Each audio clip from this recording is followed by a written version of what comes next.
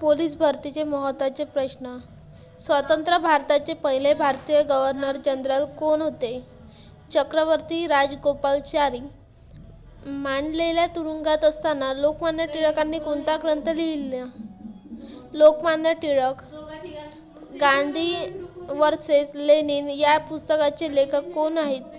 श्रीपाद अमृत डांगे. कोकणाचे गांधी म्हणून कोणास ओळखले जाते? अप्पासाहेब पटवर्धन. कोणत्या जीवनसत्वामध्ये हाडे बळकट होतात?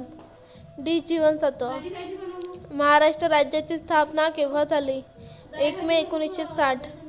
पंचशील तत्त्वे 1954 मध्ये अधिकृतपणे कोणी मांडले? पंडित जवाहरलाल नेहरू.